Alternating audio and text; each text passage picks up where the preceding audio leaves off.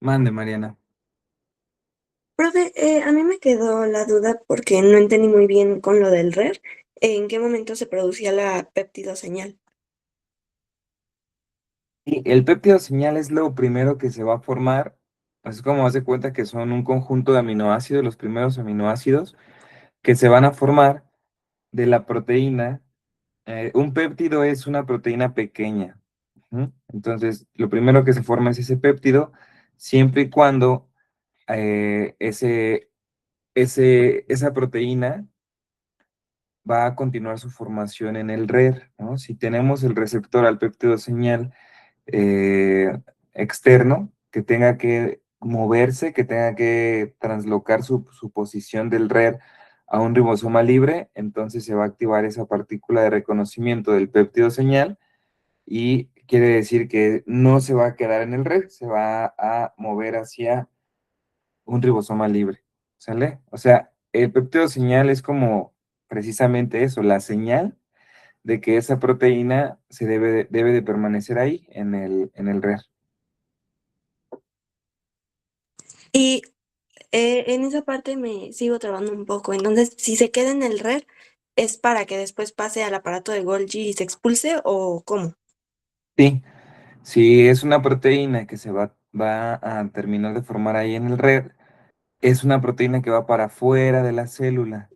Entonces, forzosamente tiene que pasar por el Golgi, porque es como el lugar donde se va a empaquetar, se le da una dirección, se termina de modificar lo que haya que modificarle a la proteína y va para afuera. Si en dado caso una proteína que no tiene que salir, entonces cambia de lugar del RER al ribosoma libre porque no debe de tener esa inducción o ese paso por el Golgi, ¿sale? Porque no va para afuera, entonces no es necesario pasar por Golgi, esa es la diferencia. Ok, gracias, profe. Ujú. Y ya el péptido señal, una vez que ya está la proteína, se quita. O sea, el péptido señal nada más como el marcador, ya después se quita, no forma parte de la proteína final. Ujú. Muy bien, entonces vamos a comenzar con los organelos no membranosos, que ya habíamos dicho ayer más o menos cuáles eran, pero ahorita los vamos a ver.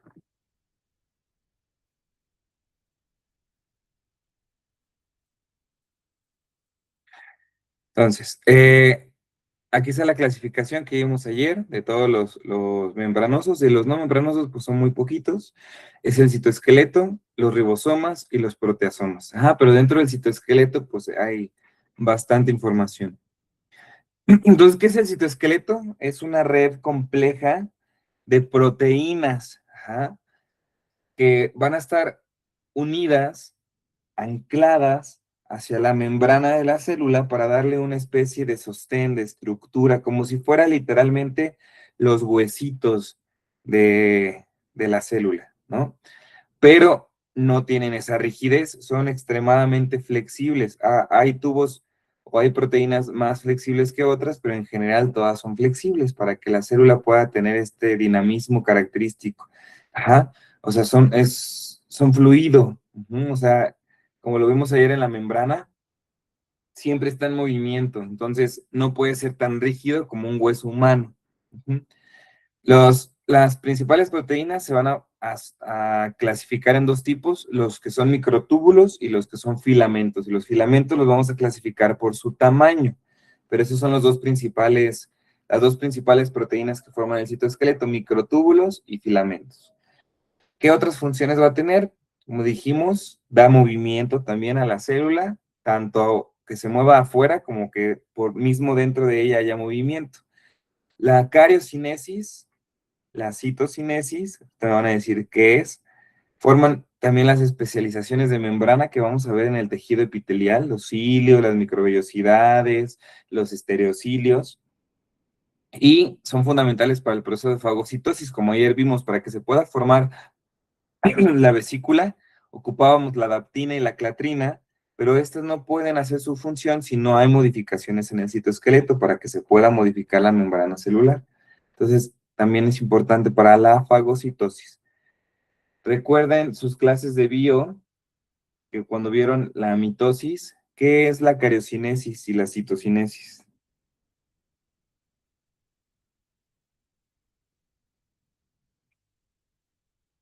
Está sencillo, usen los prefijos y sufijos. Está La fácil. citocinesis es el movimiento de las células. Por ahí va. Cariocinesis es la división celular del núcleo. Ajá, o sea, específicamente cuando el núcleo se divide. Y la citocinesis es la división de la célula. Ya es la parte final de la mitosis, cuando ya se forma otra célula idéntica a la anterior. Esta es la citocinesis y la cariocinesis es la formación del núcleo. Ujú. Ambos son parte de la mitosis. ¿Vale? Pues, el citoesqueleto nos sirve, y si recuerdan las fases de la mitosis, hay un cambio en los microtúbulos, ¿no se acuerdan? Que se van hacia, los centriolos se van hacia los polos y los microtúbulos se alinean formando como si fuera un uso horario y quedan alineados los cromosomas en el ecuador. Entonces, todo esto lo rige el citoesqueleto. Ujú. Entonces, dijimos que sus componentes son filamentos y microtúbulos, y que los filamentos los íbamos a dividir dependiendo del tamaño. Entonces, los que son muy chiquititos se van a llamar microfilamentos y están compuestos de una proteína que se llama actina, ¿sale? Como la que vimos en la contracción muscular en salud, así es la mismita. Ujú. El diámetro es de 5 nanómetros, son súper chiquitos. Tenemos varios filamentos intermedios que miden 10 nanómetros, miden el doble de un microfilamento, pero no son tan grandes como los demás. Entonces, eso sí hay varios tipos, ahorita vemos cada uno. De los filamentos gruesos tenemos la famosa miosina, que también la ocupamos para la contracción muscular, pero en general es un componente del citoesqueleto. ¿Mm? Y esta mide 15 nanómetros, o sea, va de 5 en 5, 5 nanómetros, 10 nanómetros, 15 nanómetros, ¿no? Cada uno de los filamentos, microfilamentos, intermedios y gruesos. Y ya los más grandototes son los microtúbulos. Ajá, estos ya no son filamentos porque su formación es diferente. Entonces, estos microtúbulos van a medir 25 nanómetros y yo les decía ayer que son nuestras avenidas principales por donde se van a estar transportando o donde van a estar caminando las vesículas, las proteínas, perdón, que transportan las vesículas. ¿Sale? Muy bien. Eh, Dentro de los filamentos intermedios vamos a tener estos 6 principales. Dependiendo de las células en donde nos encontremos, vamos a encontrar uno u otro. Las citoqueratinas, ¿a qué células le suenan? ¿Dónde encontraremos estos filamentos intermedios?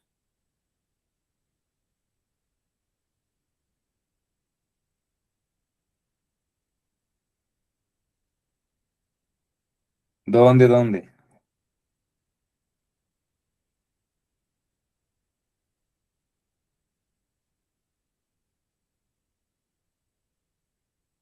Bueno, en En la todo lo que piel. es, ajá, en todo lo que tengamos tejido epitelial, ¿no? Un ejemplo, la epidermis. De ahí viene el nombre de citoqueratinas, bien, Pablo. Entonces, en todo lo que tengamos tejido epitelial hay citoqueratinas. Desmina, principalmente la vamos a encontrar en el músculo, ajá, la desmina. La bimentina está en todas las células. ¿Se acuerdan? Ayer lo vimos. ¿A dónde se une la bimentina para darle estructura a la célula? ¿Qué une con qué? Ayer lo vimos.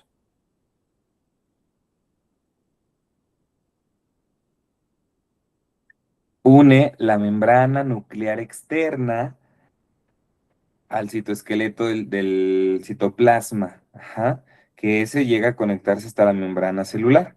Entonces, la bimentina, recuerden, se asocia a la membrana nuclear externa, o sea, fija el núcleo a la célula.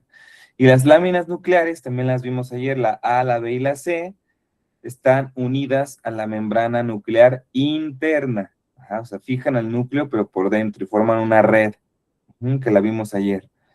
Y tenemos la proteína ácida fibrilar glial, que la vamos a tener en los astrocitos, y los neurofilamentos en las neuronas. ¿Sale? Son ejemplos de filamentos intermedios. Prácticamente los que tenemos en todas las células va a ser la bimentina y las láminas nucleares. Ujú.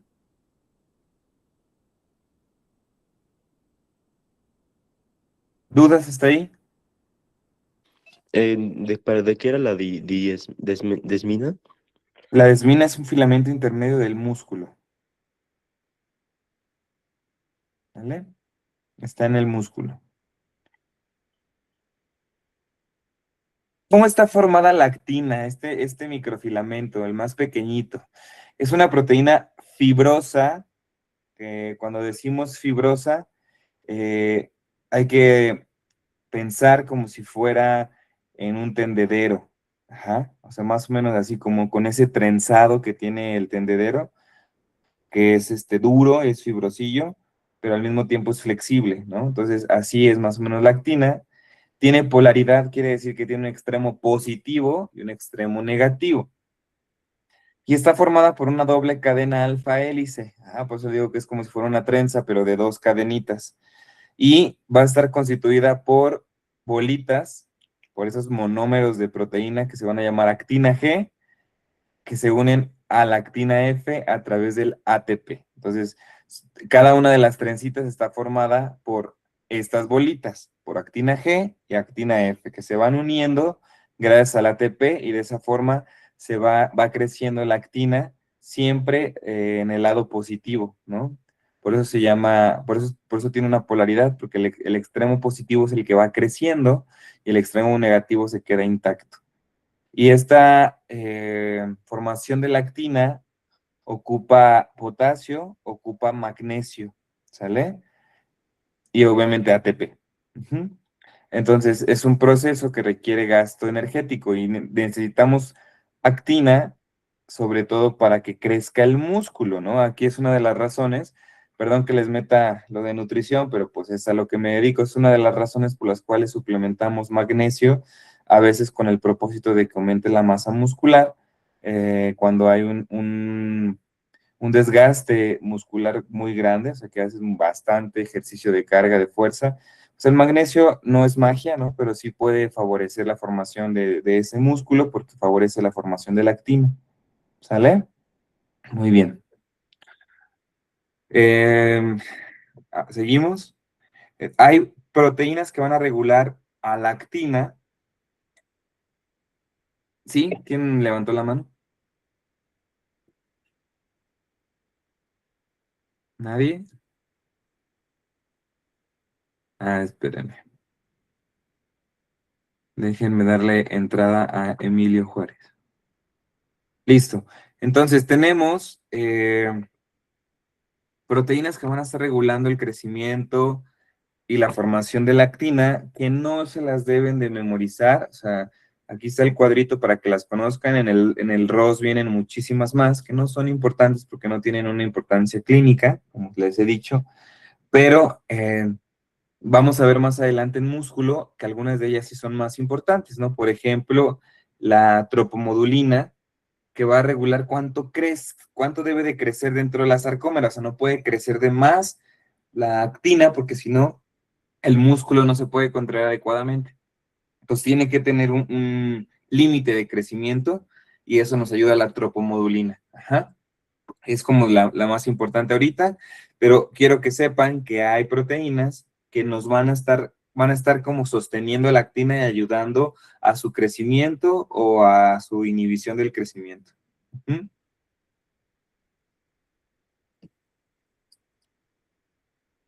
¿Cómo las podemos encontrar a la actina en las células? Pues tiene tres formas principales, formando estos haces contráctiles, como precisamente para que haya movimiento. El ejemplo más característico es en el músculo esquelético, en las sarcómeras. ¿Recuerdan la sarcómera, la unidad funcional y anatómica del músculo? Entonces, para que pueda realizarse la contracción muscular, tiene que estar entrelazadas estas fibras formando los haces contráctiles. Ujú. Que recuerden que entre cada una de las fibras de actina vamos a tener miosina, ¿no? Para que eso es lo que da la contracción muscular. Entonces, un ejemplo es la sarcómera. Otro, cuando tenemos los haces paralelos que están parejitos unos con otros, eso lo vamos a encontrar en las microvellosidades del tejido epitelial, que vamos a ver en un ratito. Entonces, estos haces paralelos forman los pelitos que pueden llegar a tener las células epiteliales. Hay tres tipos. Microvellosidades, cilios y estereocilios, pero los cilios no están formados de actina. Las microvellosidades y los estereocilios sí están hechos de actina y tienen esta posición recta. Ajá. Y formando una red, literalmente como la imagen del medio, una red, eh, en prácticamente todas las células de nuestro cuerpo, como en el fibroblasto, en general en las células que tienen movimiento, van a estar formando esta red, que son parte del esqueleto de la célula de forma normal. O sea, que no tienen una función contráctil o que no tienen una función de especialización de membrana, sino solamente dar estructura y sostén a la célula. Que digamos sería la más común, que tengamos la actina en forma de red.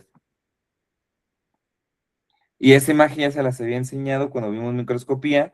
Es una inmunohistoquímica con fluorocromo, ¿no? Recuerden que hacemos anticuerpos contra la proteína específica, en este caso la actina, y a los anticuerpos los marcamos con un fluorocromo, entonces ese anticuerpo va a unirse a la actina, porque es específico para la actina, y todo donde veamos pintado, quiere decir que ahí está el anticuerpo por el fluorocromo, entonces quiere decir que ahí hay actina, ¿no? Este es un fibroblasto, vemos cómo todo su citoesqueleto está lleno de actina. ¿En cuál de las tres formas de las que acabamos de ver tiene esta disposición la actina? En red, En rectos, en haces contráctiles o en una red. en red. En una red, ajá, porque está dando estructura y sostén a la célula. Muy bien. Vamos con los filamentos intermedios. Dijimos que miden 10 nanómetros. Estos son más flexibles que la actina. No tienen polaridad, o sea, no tienen un extremo de crecimiento positivo ni negativo y no ocupan ATP para su formación. Ajá. ¿Qué funciones vamos a tener con los filamentos intermedios? Que van a darnos principalmente, son estructurales. Como son tan flexibles, evitan que una célula se dañe cuando hay una compresión de ella. O sea, se puede ser tan flexible que la puedes aplastar así muchísimo y no se va a romper. Gracias a los filamentos intermedios. Le da sostén a los organelos, a la mayoría, al RER, a las mitocondrias, a Golgi, ajá, porque es parte de la estructura. Y son diagnóstico específicos. ¿Qué quiere decir esto? Que si marcamos una célula buscando algún filamento intermedio y lo encontramos, entonces podemos hacer diagnósticos de algunas enfermedades. ¿Cómo se forman esos filamentos intermedios? A través de monómeros de ellos. Vamos uniendo, tenemos el monómero principal, dependiendo cada filamento intermedio. Recuerden que hay 6 tipos principales y se van uniendo, ¿no? Tenemos el monómero, luego cuando se juntan 2 ya es un dímero, 4 un tetrámero, 8 un octámero, hasta que tenemos el filamento intermedio completo. Ajá, se van uniendo a través de estos monómeros. No es como la actina, que tenemos la actina F y la actina G uniéndose en forma de trenza, porque esta no es fibrosa.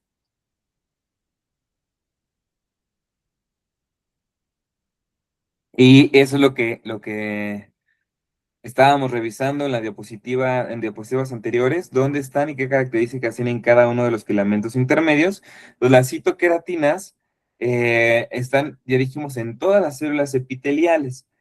Y hay unas muy específicas de citoqueratinas que se llaman tonofilamentos, que están en uniones celulares que vamos a ver más adelantito, que se llaman desmosomas y hemidesmosomas. Entonces, los tonofilamentos forman los desmosomas y los hemidesmosomas son citoqueratinas, por lo tanto son filamentos intermedios. ¿Mm? La desmina ya dijimos que están en las células musculares. La bimentina se une a la membrana nuclear externa. Las proteínas ácidas fibrilar glial, que la podemos abreviar como GFAP, esas están en las células de la glía, principalmente en los astrocitos. Los neurofilamentos, que tenemos 3 tipos, el NFL, así como el del fútbol, NFM y NFH, están en los axones y en las dendritas de las neuronas. Estos nos permiten también el transporte de los neurotransmisores del soma hacia la terminal axónica. Y las láminas nucleares, que ya las dijimos también, están asociadas a la membrana nuclear interna, forman esta red que permiten darle fijación a todo el núcleo, ¿no? Y estructura y sostén a todo el núcleo.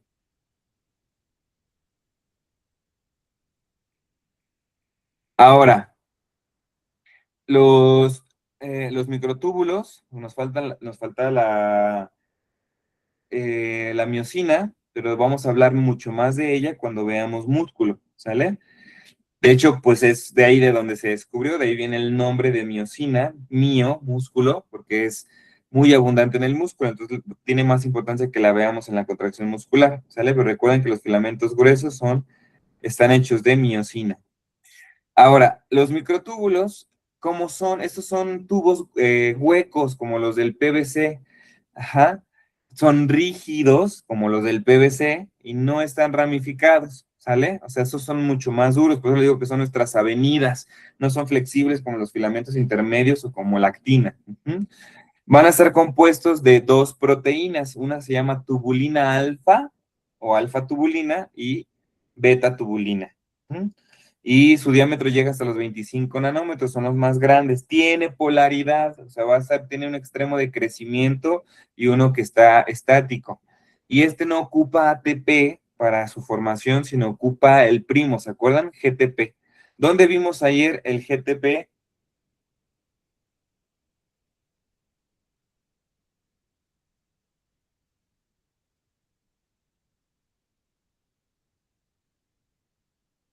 No, ¿eh? No voy a avanzar. Recuérdenme, ¿dónde vimos el GTP el día de ayer? ¿En qué proceso?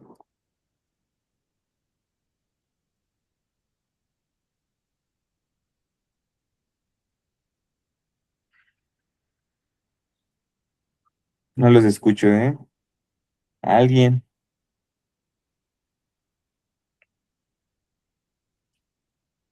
¿Ya se les olvidó de un día a otro? ¿Dónde vimos el GTP?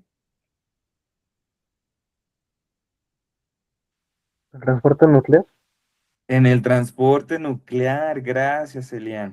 Dijimos que para el transporte de membrana casi siempre ocupamos ATP, pero en el núcleo no se ocupa el ATP, se ocupa el GTP. No se les olvide. Entonces, aquí es otro lugar donde también tenemos GTP, que es en la formación de los microtúbulos. Y los microtúbulos tienen un origen en particular, van a salir del centro de la célula, donde tenemos un organelo también no membranoso que se llama centrosoma. Y el centrosoma es literalmente de donde se originan o de donde se van formando los microtúbulos. Se va uniendo la tubulina alfa con la beta, gracias al GTP, a partir de ahí del centrosoma. Ahorita vamos a ver más a profundidad del centrosoma.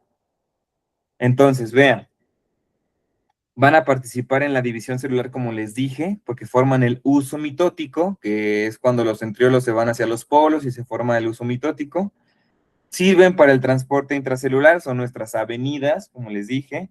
Estas van a formar el cilio, ajá, y el flagelo en algunas bacterias. En las células animales no hay flagelos más que en el espermatozoide, pero cilios sí tenemos en muchas células. Y entonces van a estar formadas por microtúbulos y lo que ya sabemos como todo citoesqueleto dan estructura celular.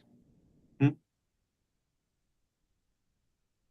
Entonces, es fibrilar, ¿ya vieron? Como la actina más o menos, pero está rígida y es hueca.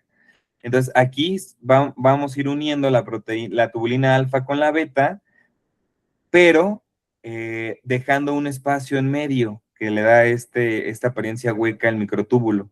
Y vamos uniendo, como tenemos ahí en el ejemplo, una bolita verde claro con una bolita verde oscuro, rodeando a este espacio imaginario hasta que tengamos 13 protofilamentos. O sea, cada una de las bolitas unidas de tubulina alfa y beta se llama protofilamento. Y si juntamos 13 ya tenemos un microtúbulo, ¿sale? Entonces, recuerden, eso es muy importante, un microtúbulo está formado por 13 protofilamentos de tubulina alfa y beta, ¿ok? Y tenemos un extremo positivo, que es donde se van uniendo las nuevas bolitas, las nuevas proteínas, ocupando GTP. Recuerden, para la actina con ATP. Pero para los microtúbulos es GTP, no se les olvide. Ahora, tenemos que los microtúbulos hacen su chamba unidas a otras proteínas que son importantes. Estas sí son importantes porque se acuerdan que en la actina también había proteínas que las regulaban. Pues estas de acá son importantes porque tienen implicación clínica. Ajá. O sea, hay enfermedades de ellas. ¿Qué van a regular estas proteínas asociadas a los microtúbulos, que las abreviamos como las MAPs? Pues van a regular qué tan rápido o qué tan lento se arma ese microtúbulo y la fijación de los microtúbulos a otros organelos, ¿no? Que lo fijen a la mitocondria, que lo fijen al Golgi, que lo fijen al RER. Digamos que es como esos pedazos si imagináramos una carretera como el puente de San Francisco o el de Brooklyn, que va sobre un lago, digamos que todo lo de abajo del citoplasma es agua, ¿no? Entonces, son carreteras así como con puentes, y donde se unen los puentes a la tierra, esas serían las MAPs. Ajá. O sea, dan como este anclaje al puente, a la carretera, para que quede unida y no esté flotando en el espacio, ¿ok? Y fijan a su vez también el mismo puente, o sea, van fijando que la tubulina alfa se una bien o de forma correcta con la tubulina beta. ¿Cuáles son los ejemplos más característicos de los microtúbulos? Tenemos los que llevan números, ¿no? Las MAPS 1, las MAPS 2, las MAPS 3, las MAPS 4, las MAP T, la MAP TOG-P y las MAPS Tau.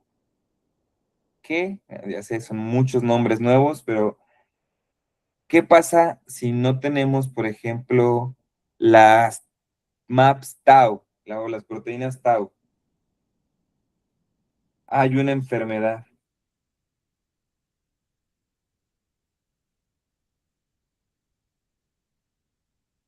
muy famosa.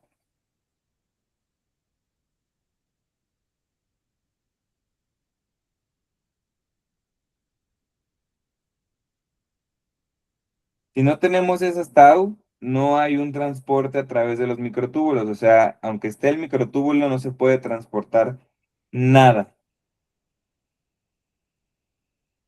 Y si no hay un transporte, piénsenlo en las neuronas. ¿Cómo vamos a mover los neurotransmisores si la carretera no me sirve? Pues nunca se van a liberar. Es una enfermedad muy famosa. Es la principal demencia que existe. ¿El Alzheimer? El Alzheimer. Ajá. El Alzheimer se debe a una mala función de estas proteínas Tau porque se están haciendo mal. ¿Dónde se hacen las Tau, niños? Si yo les pregunto, ¿se hacen en el RER o se hacen en los ribosomas libres? En los libres. En los ribosomas libres, porque la Tau no es una proteína que va a salir. ¿Están de acuerdo? Es una proteína del citoesqueleto. Entonces, se hacen los ribosomas libres y si ellos fallan en la formación de ellas, no tienen una regulación tan clara como la conocemos en las proteínas que vienen del red y que pasan a Golgi, que todavía Golgi como que lo puede regresar o puede él ponerle algunas moléculas extras. En las proteínas, en las proteínas de los ribosomas libres no sucede eso. Ajá. Entonces, cuando una Tau está mal plegada o una Tau no está haciendo bien su trabajo, pues aunque esté la carretera, no me sirve para el transporte, y eso es lo que ocurre en la demencia por Alzheimer, ¿sale? Por eso es que se pierde la sinapsis. Y tenemos unas increíbles que son muy, muy, muy buenas para que funcione absolutamente todo dentro de la célula, que son las motoras, las MAPS motoras, o sea, que se mueven. Son camiones, niños, son micros dentro de la célula, como ayer vimos el COP1 y el COP2, pues estos son camiones que van para todos lados de la célula. Y tenemos dos, se llama cinesina y la dineína. La cinesina es el camión que te va a llevar del núcleo hacia la periferia. Entonces se va a mover hacia el lado positivo de los microtúbulos. Y la dineína es el camión que te va a llevar de la periferia al núcleo y se mueve hacia el lado negativo de los microtúbulos. Ajá. que es lo mismo que vimos ayer del transporte anterógrado y retrógrado, ¿no? Entonces aquí la cinesina sería anterógrado y la dineína sería retrógrado. Entonces, para que siempre se acuerden, hay una mnemotecnia que nos daban siempre en las clases de histología, para que nunca se olvide cuál es cuál. Hagan de cuenta que el núcleo es la casa y la periferia pues es la plaza, ¿no? Y dentro de la plaza a la que queremos ir hay un cine, ¿no? Entonces, ¿qué camión tengo que tomar para ir al cine? La La cinesina. cinesina. Pues la cinesina, ¿no? Entonces ya tomo el camión para el cine, me va a llevar hacia la periferia porque estoy en mi casa. Pero ya voy en camino hacia el cine y chin, no traigo dinero. Entonces, ¿qué tengo que hacer? Regresarme a la casa. Entonces, el camión que ahora tengo que tomar de regreso es la dineína. ¿Sí? O sea, suena muy burda las mnemotecnias, pero siempre sirven a la hora del examen y para la vida en general. ¿Ok? Entonces, recuerden, cinesina hacia la periferia, dineína hacia el núcleo. ¿Estamos? Déjenme ver si puse aquí el link. Ah, bueno, no está el link, pero se las presento. Esa es una cinesina captada en la vida real. Vean cómo se está caminando sobre los microtúbulos y arriba trae una vesícula. O sea, quién sabe qué proteína trae o un neurotransmisor o lo que traiga, pero la cinesina dándolo todo con una bolononona encima caminando sobre los microtúbulos. Entonces, déjenme, les pongo el videíto, que seguramente sí lo han visto alguna vez, para que quede más ejemplificado. O sea, esto no es un invento ni nada, o sea, esto es real, ¿no? Son animaciones hechas con microscopía electrónica de transmisión, pero obviamente photoshopeadas y todo, pero no es IA, pues.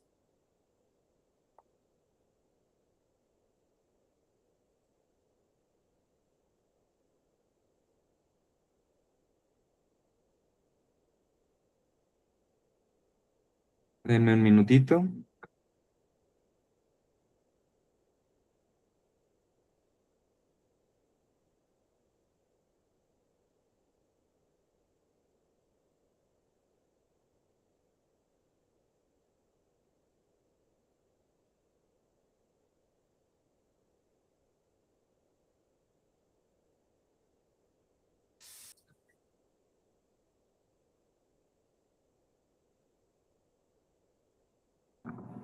¿Ven la pantalla? Sí. Ok. Vean cómo va la vesícula y esta cinesina caminando sobre las avenidas que son los microtúbulos. ¿Ok? Una proteína motora, la cinesina. O a lo mejor es la dineína, ¿no? Pero las dineínas casi siempre caminan al revés, hacia el sentido negativo. ¿Ok? Ahí hay más videitos en YouTube por si quieren ver, pero era nada más para ejemplificarles. Bueno, entonces seguimos.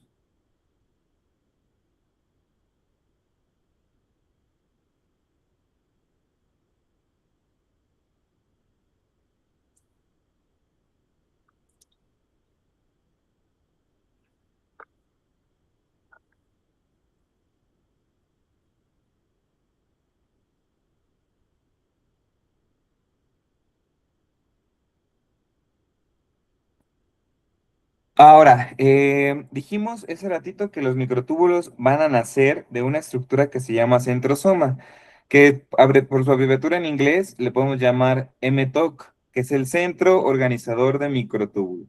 Ajá. Es lo mismo, centrosoma, centro organizador de microtúbulos, es lo mismo, es la zona central de la célula de donde van a partir la formación de los mismos, de los microtúbulos, y está conformado por tres cosas: los famosísimos centriolos, que seguramente los recuerdan porque son parte de la mitosis, o lo vemos en la mitosis su función; el material pericentriolar, que es una proteína que se llama pericentrina, que está alrededor de los centriolos, ¿no? Está fácil recordarlo, pericentrina, está alrededor de los centriolos; y tenemos el complejo anular gamma, que es como el sitio donde comienza esta formación del microtúbulo y de ahí empieza a polimerizarse, se le van pegando las tubulinas. Ajá. Entonces, el conjunto de estos tres se le llama centrosoma o centro organizador de microtúbulos. Y es esta bolita verde. En el interior, no sé si lo alcanzan a ver, hay dos tubos azules. Esos dos, que parecen como forma de L, son los centriolos.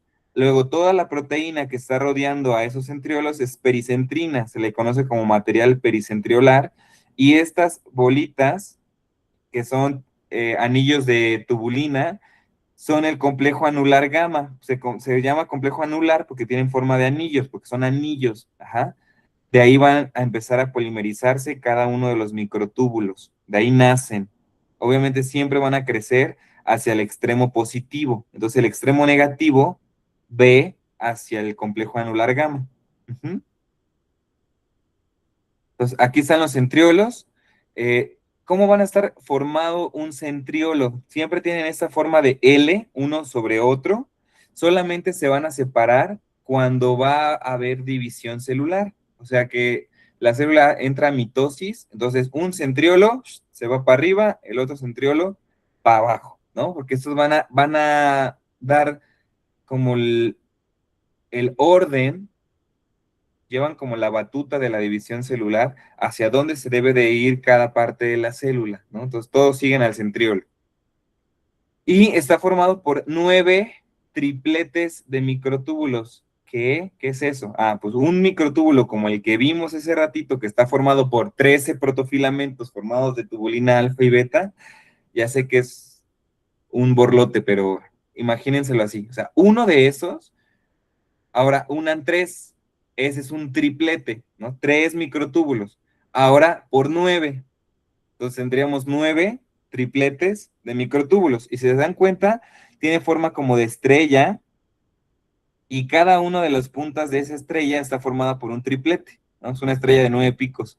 Entonces cada rama de la estrella o cada punta tendría 3 microtúbulos. Ese es un triplete, ¿sale? Entonces, para que lo sepan identificar, porque vamos a ver estructuras que se van a aparecer, que son los cilios, porque también los cilios están hechos de microtúbulos, pero no tienen 9 tripletes. Estos son 9 tripletes, por eso está en rojo. Lo que siempre ven en rojo en mis diapositivas son preguntas que les hacen en el examen departamental. Entonces son cosas que se tienen que aprender lo más que puedan. En las células en reposo, como les dije, tienen forma ortogonal, que sería la forma de L, y en una célula en división, pues se separan esos centriolos para irse a los polos, ¿no? Muy bien. Forman los cuerpos basales, como les dije, para los cilios y para los flagelos, y los necesitamos para que se forme el uso mitótico, como les acababa de decir, o sea, para que se vayan la mitad de los microtúbulos para un lado y la mitad del otro, necesitamos que los centriolos se vayan hacia los polos, si no la célula jamás se va a dividir. ¿Sale? Muy bien. Y los cuerpos basales, que dijimos que son el armado inicial de los cilios y de los flagelos, pues derivan de los centriolos, o sea, salen de los centriolos, pero esos van a estar en la parte apical de las células. Como vamos a ver ahorita en el tejido epitelial, las células epiteliales tienen zonas, ¿no? Tienen como una cabeza, como una base, como unos brazos, y en la zona apical, que es la de su cabeza, se acomodan estos cuerpos basales, que aunque se llamen basales, realmente están en la parte apical, o sea, están en la cabecita de las células epiteliales, para que de ahí se empiecen a formar los cilios, en las células que ocupan cilios. Pero lo vemos al ratito. Entonces, nada más como repaso, ¿no? La actina, el microfilamento, está formado por actina G y actina F, en forma de trenza, es una proteína fibrilar, muy, muy delgada, muy pequeña, y es flexible. Los filamentos intermedios están hechos de monómeros de cada uno de esos filamentos, van a variar dependiendo la célula, qué filamento intermedio encontramos, y son también muy, muy flexibles. Los microtúbulos son rígidos, están hechos de 2 proteínas, ¿no? Tubulina alfa, tubulina beta, que se acomodan en forma circular, dejando un espacio en medio, hasta que tengamos 13 protofilamentos, ese es un microtúbulo. ¿Dudas, chicos? Nos faltan la miosina, que son los filamentos gruesos, pero lo vamos a ver en el músculo. ¿No? No entendí bien, o sea, el centriolo, ¿cómo se relacionaba con el microtúbulo? El centriolo es parte del centrosoma, ¿no? Y dijimos que teníamos, que está compuesto por tres cosas. Por los centriolos, el material precentriolar y el complejo anular gamma. Entonces recuerda esta pelotita, Pablo. Los centriolos están dentro, son estos azulitos que están aquí, dentro del conjunto de proteínas, de donde va a empezar el armado de cada uno de los microtúbulos de toda la célula. Entonces todos salen de la pelotita como ves del lado derecho. ¿Sale? Y todos los centriolos están dentro de todo este conjunto de proteínas y me sirven como para regir hacia dónde se tienen que formar los microtúbulos, porque cuando se separan los centriolos, quiere decir que esa célula tiene que entrar en división celular. Entonces, es como una señal de en qué fase está la célula. Si está en interfase, van a estar así, en forma ortogonal, en forma de L, y cuando la célula entra en división, se separan cada uno a los polos. Y por lo tanto, se tiene que separar toda la proteína y todos los microtúbulos que salen de ahí. ¿Vale? Ok. Muy bien. Entonces, vamos al siguiente, que es el proteasoma. Y el proteasoma es literalmente es un triturador de basura. O sea, imagínenselo. Sí, así como los que hay, no sé si alguno de ustedes tiene triturador de basura en casa, pero va a ser como un bote de basura donde entra la basura y sale por abajo pequeñas moléculas de lo que se acaba de triturar, así como desechos de la descomposición de esa molécula. Son complejos de proteasas, es decir, son enzimas que rompen proteínas pero ocupa ATP. Ajá. Entonces, ocupa energía la destrucción de lo que vaya a degradar el proteasoma. ¿Qué puede degradar? Pues principalmente proteínas anormales. Ah, que se formó mal una proteína y no la voy a regresar al RER porque pues es una proteína que se sintetizó en los ribosomas libres y no tenemos como la forma de regular eso, pues mejor a la basura, ¿no? Hay que destruirla. Entonces, destruye proteínas anormales, mal plegadas, desnaturalizadas, o algunas que ya se sabe que van a vivir poco tiempo, pues se destruyen ahí en el proteasoma. Ajá. Entonces, ¿cómo se va a realizar este proceso? Pues las enzimas activadoras se van a pegar a la proteína que va a ser degradada. Esa enzima activadora se va a llamar ubiquitina. Recuérdenlo muy bien, ubiquitina. La ubiquitina se junta a la proteína fea y como si la agarrara de la mano y le dice, órale, vente, porque ya te llegó tu hora, ¿no? Te vas a morir. La lleva al proteasoma, activa, o sea, al momento de que el proteasoma encuentra la ubiquitina, dice, ah, pues ya me trajo comida, ¿no? Se activa y comienza la trituración, se activan las proteasas y entonces salen ya los aminoácidos que se pueden reutilizar de la proteína que se acaba de desechar. ¿Sí me explico? Necesitamos que se marquen sí o sí con ubiquitina. Entonces, aquí tenemos el ejemplo, está el substrato que sería lo naranja, la proteína que está mal plegada, llega la ubiquitina que sería lo verde, se le pega, dice, vámonos para el bote de basura. Y echa el substrato al bote de basura y vean lo que le pasa a la pobre proteína que estaba mal pegada. Como aquí dentro tenemos un complejo de proteasas, entonces cada vez que va pasando, las proteasas van triturando la proteína hasta que salen los aminoácidos. Literal, es un triturador de basura. Eso es el proteasoma. ¿Quedó clarísimo? Profe, entonces la ubiquitina es la enzima que rompe a la proteína. No, las proteasas rompen a la proteína. Las proteasas están dentro del proteasoma. Ajá. Recuerden que para que pueda como prender o encender esas proteasas, necesitamos que la ubiquitina se pegue al proteasoma y haya ATP. Entonces, si no hay ubiquitina y no hay ATP, no se prende el proteasoma y no hay trituradora No hay proteasas triturando la proteína. ¿Mm? Entonces, no, la ubiquitina solo las marca, le dice, tú eres basura, órale, para acá. Digamos que la ubiquitina anda viendo ahí en la célula que es basura, como si fuera una carroñera. Y lo que encuentra de basura se lo lleva el proteasoma. Ok, gracias. Muy bien. Y ya por último, los ribosomas libres. Los ribosomas, eh, como lo vimos ayer, se van a formar gracias al ARN ribosomal más proteínas. O sea, no solamente es ARN con proteínas y se van a ensamblar afuera, o sea, se forman en el nucleolo, salen del núcleo y afuera del núcleo se arman. Y podemos encontrarlos, dijimos, anclados al RER o fuera del RER. Y a esos que se llaman ribosomas libres no se van a unir nunca al RER. ¿Cuál es su función? Síntesis de proteínas. ¿Pero qué proteínas van a sintetizar? Solamente las proteínas que van a estar dentro de la célula.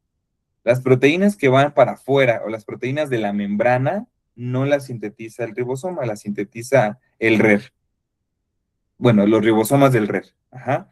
Pero los libres solamente son proteínas de ahí. Entonces, todas las que acabamos de ver, pues si yo les pregunto así o en el examen se los preguntan así, todas las proteínas del citoesqueleto, cualquiera que hayamos visto hoy, ¿dónde se sintetizan? En los ribosomas libres, no en el RER. En el RER no, porque son proteínas que van para afuera. Entonces, la actina, la bimentina, las láminas nucleares, la desmina, la proteína ácida fibrilar glial, los neurofilamentos, la miosina, la tubulina alfa, la tubulina beta, todas esas, hasta las tau, todas se forman aquí. ¿Sale? Y al conjunto de varios ribosomas libres que pueden sintetizar la misma proteína, se le llama polirribosoma. Ajá, o sea, como si tuviéramos cada una por su parte, pero unidas a la misma proteína, o sea, se unen para sintetizar la misma. ¿Sale? Cada quien un cachito, pues. Eso se llama polirribosoma. ¿Queda clarísimo? Está muy fácil, ¿no? Lo vamos a ver más a fondo, cómo es cada subunidad, cuando veamos el proceso de traducción en bioquímica. ¿Vale? Ahorita les digo así nada más síntesis de proteínas y dicen, pues se está creando una proteína, pero está muy complejo, muy complejo. Hay un idioma específico que deben de aprender que se llaman codones, otro que son los anticodones. Cada uno de los codones está compuesto por 3 aminoácidos. No, es otro embrollo. Entonces, ahorita aprovechen que todavía está fácil y que nada más decimos síntesis de proteínas, porque no es así de sencillo. ¿Va? Listo. ¿Dudas de organelos no membranosos?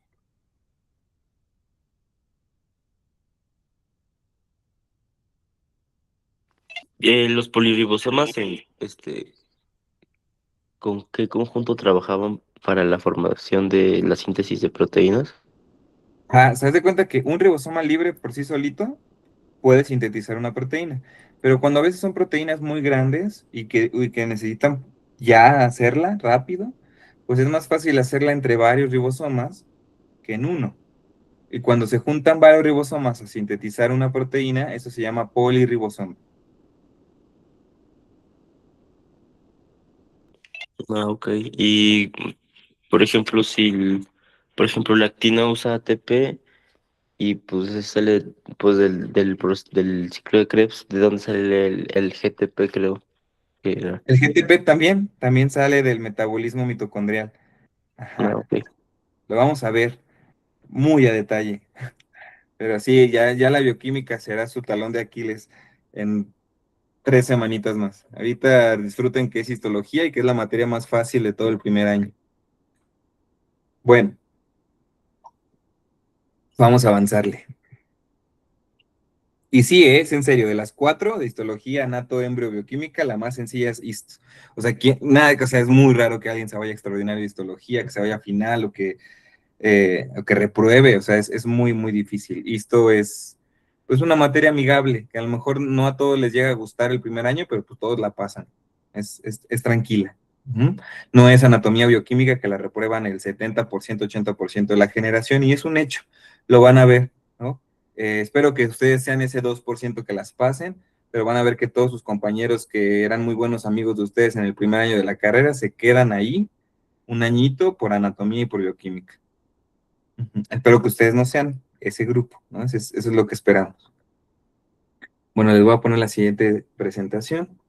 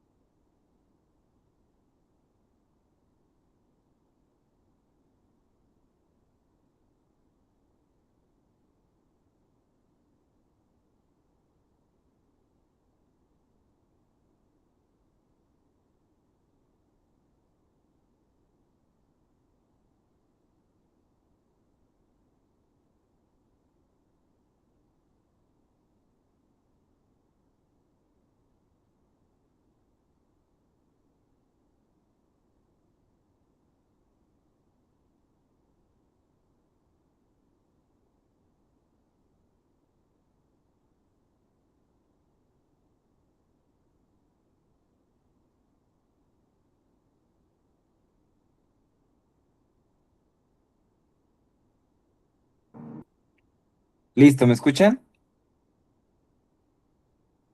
Sí, Que llevo hablando como 3 minutos así a lo menso. Ajá, entonces les decía que ya que vimos a grandes rasgos cómo es la función de la célula animal, qué lo compone, para qué sirve cada uno de sus componentes, ahora vamos a pasar al siguiente nivel de organización de la materia, que son los tejidos. Entonces, un tejido es el conjunto de células que tienen características similares y que tienen una función específica. Ese es un tejido.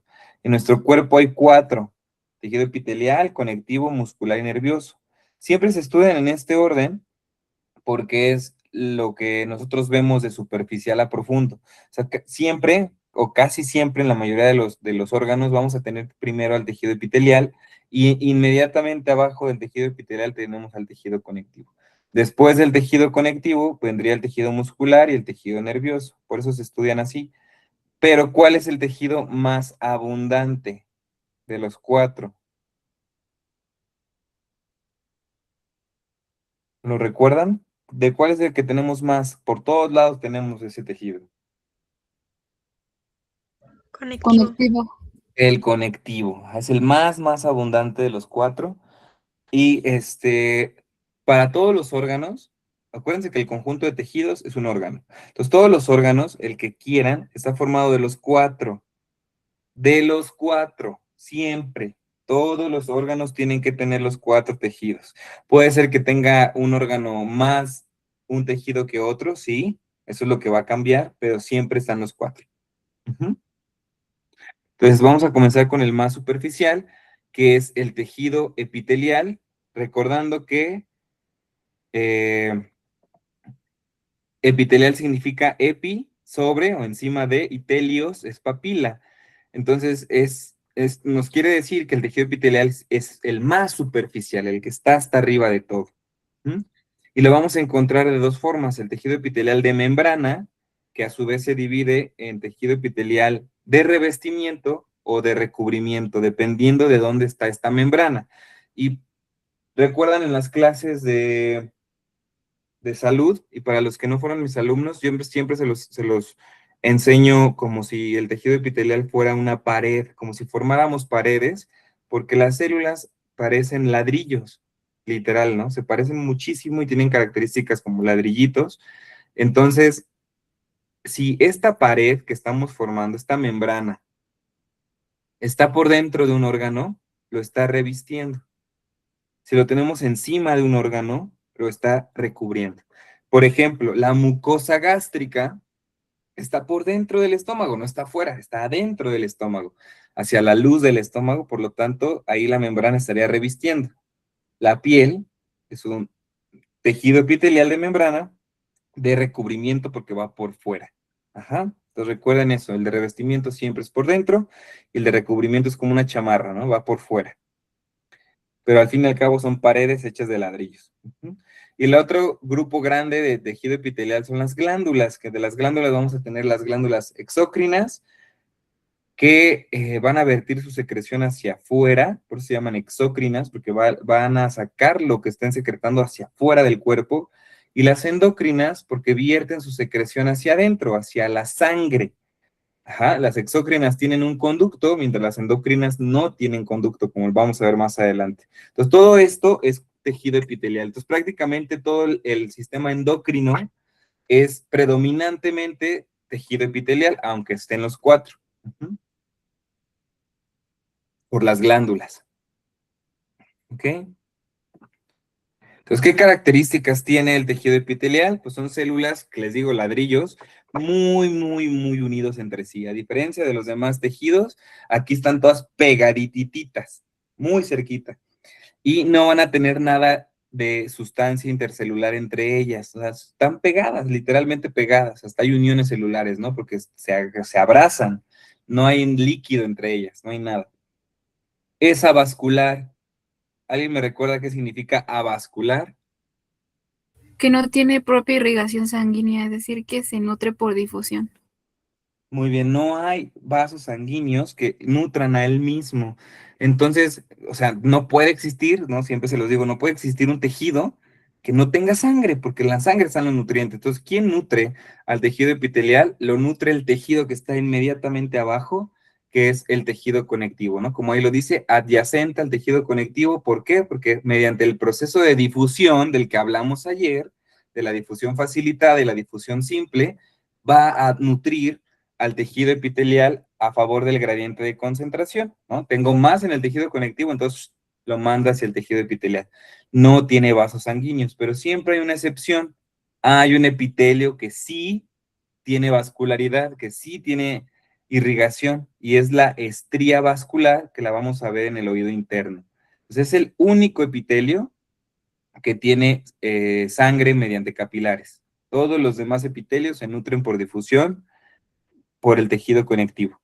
Uh-huh. Tiene polaridad, así como vimos ahorita en el citoesqueleto que la polaridad es una zona positiva y una negativa. Acá la polaridad nos habla de que hay zonas en las células, en cada uno de esos ladrillitos. Va a haber una zona apical, que sería como la cabeza de la célula, una zona basal, que serían como los pies, y una zona lateral, que serían sus brazos. Imagínense a los ladrillitos como personitas, ¿no? A las células del tejido epitelial como personas. Tendrían una cabeza, unos pies y unos brazos. Tiene una alta proliferación, lo cual es su desventaja y ventaja a la vez. Quiere decir que hace mitosis todo el bendito tiempo. O sea, yo estoy dando clase aquí y mi tejido epitelial anda haciendo mitosis, pero de arriba para abajo. Todo el tiempo hace mitosis, todo el tiempo se está regenerando. Por lo tanto, si yo tengo un tejido o cualquier célula que está haciendo todo el tiempo mitosis, aumento el riesgo de que haya una mutación. Por lo tanto, este tejido es el principal tejido que se enferma de cáncer. Entonces, la mayoría de los cánceres que van a ver en toda su formación médica son de origen epitelial. Van a formar una barrera, les digo, una pared, se le pueden llamar membrana, barrera selectiva, pero sigue siendo una pared, y siempre van a estar sobre una membrana basal, o sea, siempre están anclados a un piso. Su zona basal se une a esta membrana basal, que son proteínas, y si no hay membrana basal, no hay nutrición. O O sea, la membrana basal sirve para que se puedan pasar los nutrientes del tejido conectivo hacia el epitelio por este mecanismo de difusión. Y si no hay membrana basal o si no está unido a la membrana basal, pues sería un tejido muerto. Entonces, es 100% parte del tejido epitelial la presencia de una membrana basal. Y como lo van a ver en embrio, ¿va? Les spoileo, se origina de las 3 capas blastodérmicas. ¿Qué es eso? Pues ya lo verán pronto. Pero de los 4 epitelios, este es el único que se origina de las 3 capas blastodérmicas. Ahora, ¿cuáles van a ser sus funciones? Pues dependiendo la pared, ¿no? Dependiendo en dónde tengamos la pared, pues va a ser la función. Ejemplo, pues nos sirve para la absorción, nuestras membranas intestinales, nuestras membranas del riñón, ¿no? Los epitelios intestinales, los epitelios que están en los túbulos del riñón sirven para absorber. En el caso del intestino, absorber nutrientes, en el caso del riñón, absorber electrolitos y agua. Para secreción, que sería lo contrario a la absorción, para secretar cosas, pues tenemos todo el epitelio glandular, todas las glándulas, tanto exócrinas como endócrinas. El transporte permiten que a través de ellas transporten cosas. Por ejemplo, ¿recuerdan al enterocito? Tenía, que son las células del intestino delgado, tenían canales que permitían que entrara algo a su cuerpo, pero al mismo tiempo otra puerta para sacarlo hacia la sangre. Entonces también tienen transporte entre células. Ajá. O gracias a las uniones celulares que tienen, también pueden comunicarse y tener un tipo de transporte. Protección química, como en la piel, protección mecánica, como en la piel, y también tiene una función sensitiva, que son los neuroepitelios. En el caso del oído, tenemos tejido epitelial, en la mucosa olfatoria tenemos tejido epitelial, en el ojo tenemos tejido epitelial, y se relacionan con el órgano de los sentidos. La piel también tiene tejido epitelial, ¿no? Entonces también la piel que nos sirve para el tacto tiene una función sensitiva, ¿vale?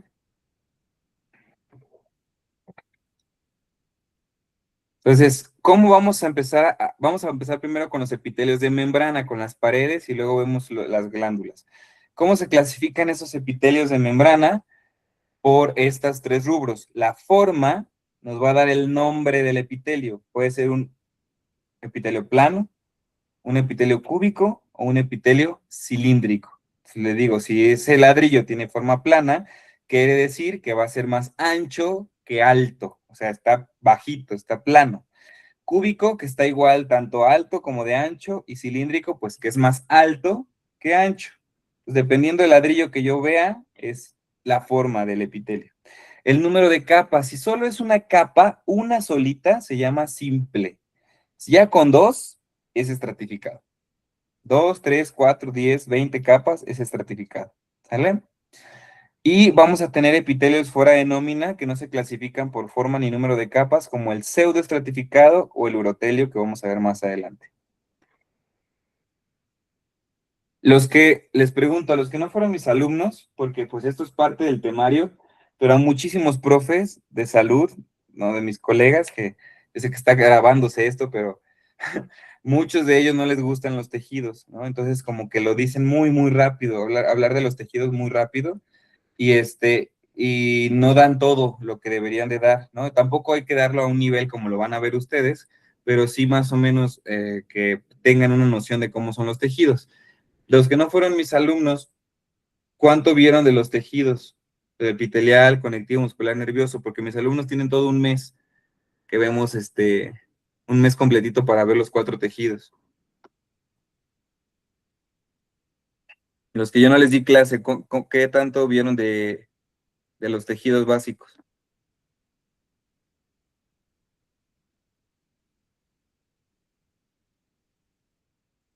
Ana Paola, por ejemplo, yo creo que tú en la ET sí viste bastante, ¿no? Ah, O más o menos. vimos, sí, bueno, de los que más vimos fue de hecho del epitelial, del adiposo, el muscular, el conectivo y el linfomatopoyético, que creo que fueron los que más abarcaron. Ok, muy bien. Pablo, ¿tú qué tanto viste los tejidos? Es que iba en área 3 pero No, pues en salud. no, pues en salud creo que era más como de anatomía. Sí, es que les digo que muchos no los dan y es parte del temario. ¿Quién más? ¿Quién más? ¿Quién no vio los tejidos en salud? Ni en morfo. Ok, Camila. ¿Solo Camila? ¿Los demás sí los vieron? Bueno, Vanessa. Vale.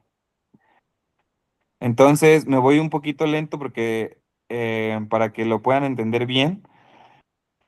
Y los que fueron mis alumnos, pues ya en esto están curtidos porque vimos bastantito.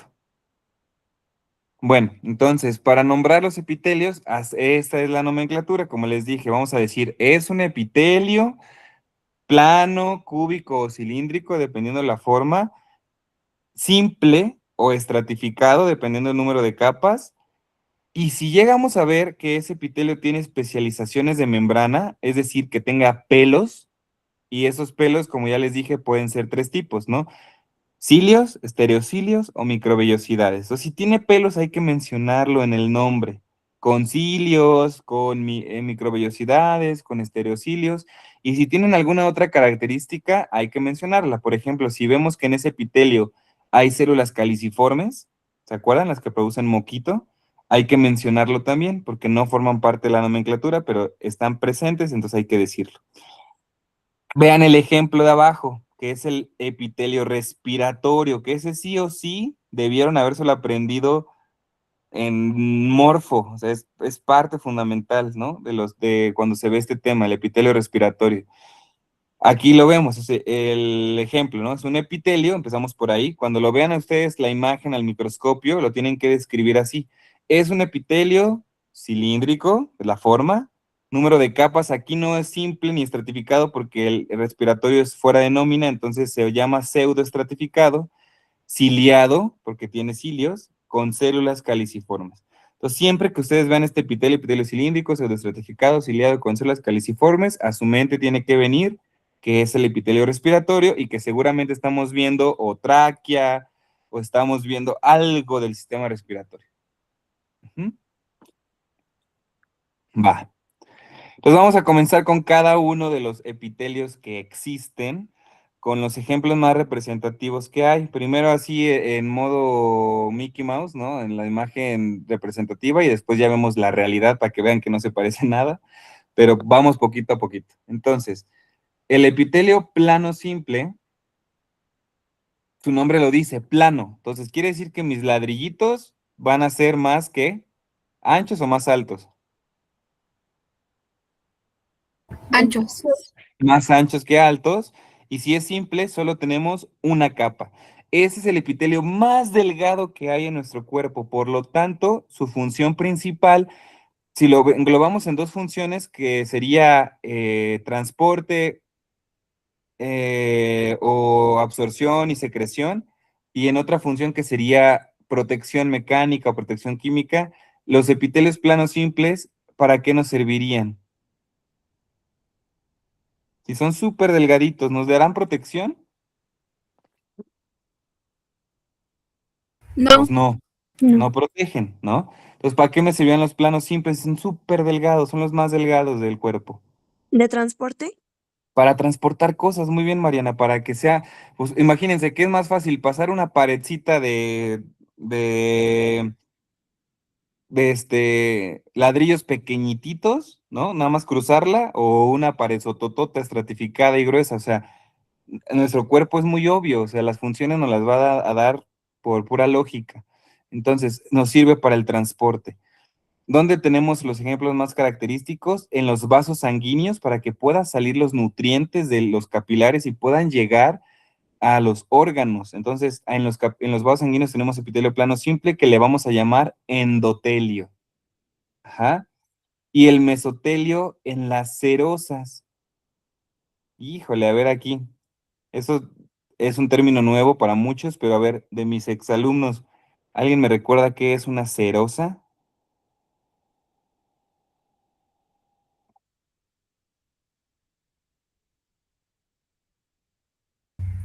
Es como un como lubricante, por así decirlo, para lugares donde hay mucha fricción, como en el pericardio. Muy bien, es como una tela protectora, una membranita protectora para lugares donde tengo líquido y tengo un órgano. Ajá. Por ejemplo, el pericardio, que está protegiendo al corazón, es un epitelio plano simple porque tenemos mesotelio. Ajá, es una serosa, el pericardio es una serosa. La pleura del pulmón es una serosa. El peritoneo de la cavidad abdominal es una serosa. Ujú, muy bien. Frida. Por ejemplo, en el interior de la nariz también cuenta como epitelio o ese no. El interior de la nariz hay un epitelio, que es la mucosa olfatoria, y tenemos también la mucosa nasal, o sea, la que huele y la que nos sirve nada más como estructura. Pero esa no es una serosa, Frida. Una serosa es como una capita de tela que permite la fricción de los órganos porque hay agüita. Entonces les digo, esas son las tres principales: la pleura del pulmón, el pericardio del corazón y el peritoneo en la cavidad abdominal. Ujú. Esas son serosas. Y al epitelio plano simple de las serosas le vamos a llamar mesotelio. Ahora, ¿qué es eso azul de ahí de la imagen? Lo amarillito y lo azul. A ver. Lo amarillo, que diga, lo azul no sería la membrana basal. Lo, o sea, estoy de acuerdo contigo, Mariana, pero sería lo amarillito, porque es exactamente lo que está bajito de la célula. Lo azul sería más como el tejido adyacente o el conectivo, ¿no? Muy bien, Pablo, sería tejido conectivo. Entonces, quiero que vean que siempre el epitelio, por ley, necesita su membrana basal. Si no, no, o sea, aunque lo dibujen, tienen que ponerle su membrana basal porque si no, no es un epitelio vivo. Y abajito, obvio, el tejido conectivo. Eso que están viendo es colágena, como si estuviera esto pintado con masón y vieran el colágeno en azul. Ujú. Siguiente, aquí están los ejemplos para que lo veamos en la realidad. Vean en la imagen de la derecha cómo esta celulita está más ancha que alta y el núcleo casi casi abarca toda la parte de de la célula completa. Aquí tenemos otra y están rodeando un vaso sanguíneo. ¿Cómo sé que es un vaso sanguíneo? Porque en el interior tengo un montononal de eritrocitos. Hasta tengo neutrófilos, ¿ya vieron? Los que tienen su núcleo de choricito. Entonces, este tejido que está rodeando al vaso sanguíneo solo tiene una capa y son células más anchas que altas, por lo tanto es un epitelio plano, simple. Estamos viendo al endotelio. Ujú. Ahora, del lado derecho es un corte de riñón, donde también vemos con la flecha señalada los, las células planas simples, y aquí están formando algo que se llama cápsula de Bowman, que también es un ejemplo de epitelio plano simple que vamos a ver en riñón. ¿Ok? Entonces, si las identifican como son, prácticamente se ve nada más el núcleo aplastado. La primera es un ejemplo de cómo se ve la sangre, y este no es Wright, es H&E. Y el de la derecha es una tinción especial para riñón que es muy, muy rara, que no recuerdo ahorita el nombre porque pues es muy poco usada, pero la vemos cuando veamos riñoncito, ¿sale? Entonces, seguimos con el cúbico simple, que van a ser células igual de altas que anchas, y como es simple, pues nada más es una capa. Este no tiene tanta importancia clínica, pero sí hay un lugar que lo debemos de recordar bien, bien, bien, que son los plexos coroides. Los plexos coroides es epitelio cúbico simple, y también lo vamos a tener en los conductos de algunas glándulas exócrinas y en los túbulos renales, sobre todo en el túbulo renal proximal y en el túbulo renal distal. ¿Qué son los plexos coroides, niños?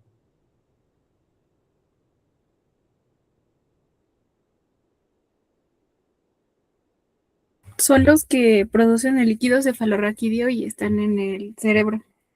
Bien, Kim, gracias, muy bien.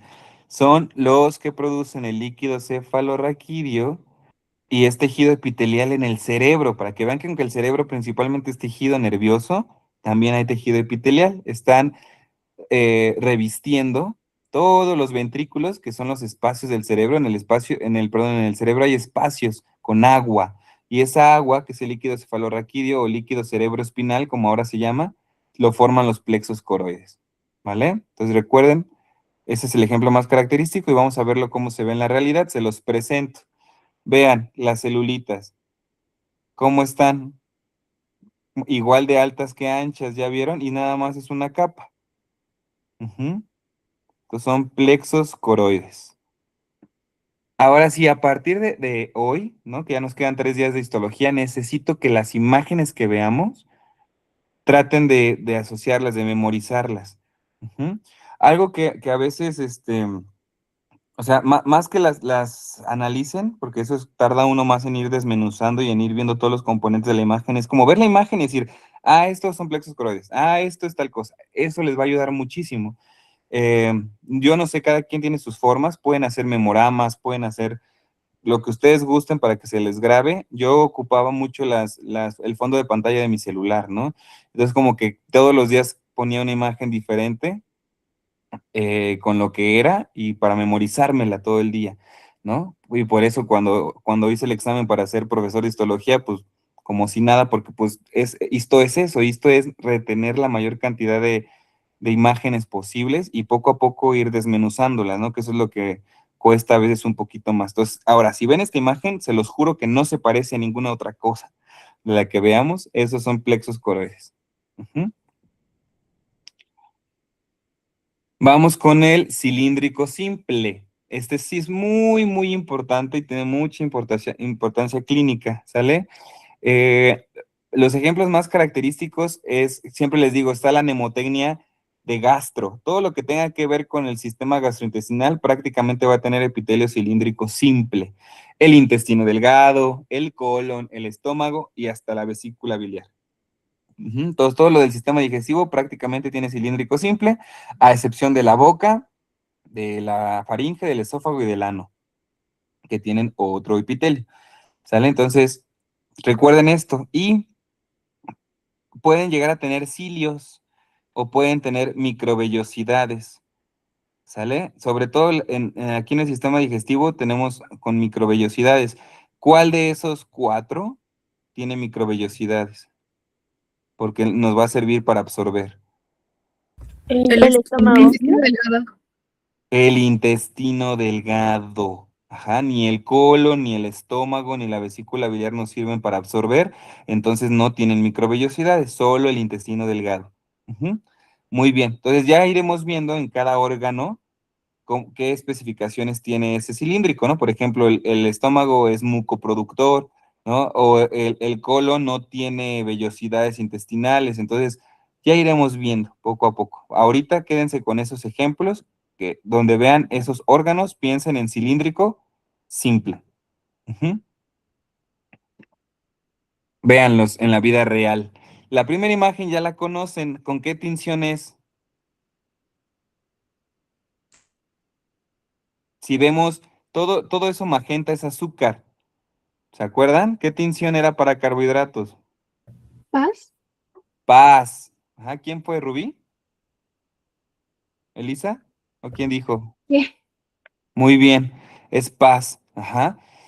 Es una histoquímica, ¿se acuerdan? No es técnica histológica ordinaria porque estamos ocupando paz. Y eso que están viendo son vellosidades intestinales, como las que vimos con la lupa del estereoscopio, que se veían, que les dije que cuando vamos a comer tripas se ven. Estas son las vellosidades y cada una de las vellosidades tiene este epitelio externo donde están las bolitas rojas, porque esas bolitas rojas son células caliciformes que producen moco, por eso las estamos viendo en magenta, porque son carbohidrato, el moco es carbohidrato y se van a pintar con paz. Y cada una de las células, que aquí por el aumento no se alcanza a ver, pero cada una de las células tienen forma cilíndrica. Y solamente hay una capa, por lo tanto es un epitelio cilíndrico simple. Esta capita se le va a llamar mucosa. Cuando ya veamos el intestino, van a recordar, eso es la mucosa, y lo de adentro sería la submucosa. Ujú. Muy bien, entonces es intestino delgado, en este caso con tinción de paz. Y del lado derecho estamos viendo cómo se ve las células caliciformes blancas, porque no se tiñen, porque ¿qué tinción será esa? Vemos los núcleos morados y el citoplasma rosa. Morado y rosa. ¿Qué tinción es? H&E. Pues HY. Pues H y E, ¿verdad? H y E, muy bien, porque sabemos que el moco no se tiñe con H y E. Y aquí sí es muy evidente, miren, vean la forma, vean dónde está el mouse, no sé si se ve el mouse, cómo tiene forma cilíndrica esta célula, y solo hay una capita, ¿ya vieron? Tienen forma cilíndrica, hasta acá llega. Ujú. Y entre estas células epiteliales tengo estas células gorditas que se llaman células caliciformes y producen moco. Ambas imágenes, intestino delgado. Ahí alcanzamos a ver las microvellosidades, niños.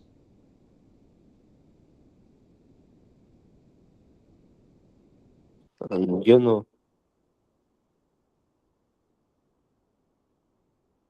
Mucha atención. Vean dónde tengo mi flecha del mouse. Estos son los pelitos. Ahí apenitas y se alcanzan a ver las microvellosidades. Ajá. Esta capita de aquí son los pelitos, son las microvellosidades. Pero obviamente con ese aumento pues no se ven tan claro. Ujú. Pero ahí están. Siguiente, uno de los fuera de nómina, que es el epitelio pseudo estratificado, que tenemos dos ejemplos en nuestro cuerpo. El que ya les mencioné, que es el epitelio respiratorio, es epitelio cilíndrico, pseudo estratificado, ciliado y con células caliciformes. Y tenemos al conducto deferente y al epidídimo. ¿Alguien me recuerda dónde está el conducto deferente y el epidídimo?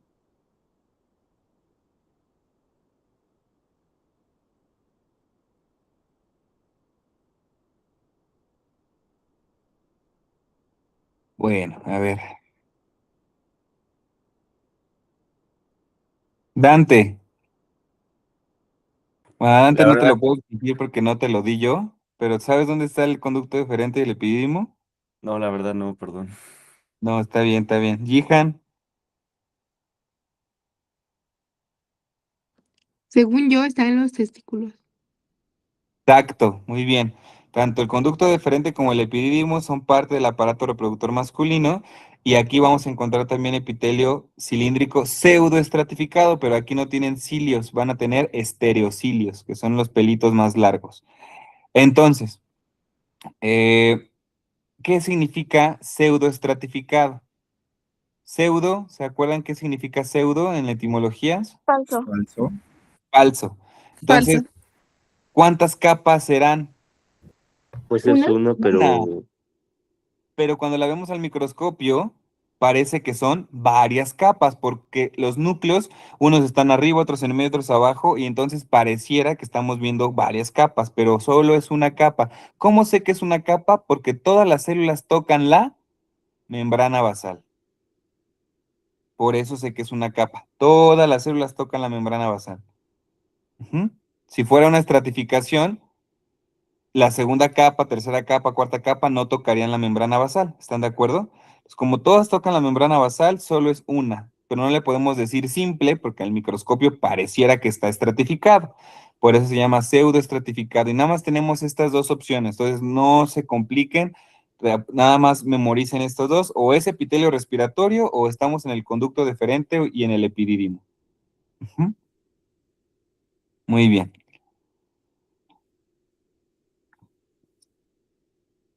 Vean qué hermosa la primera imagen.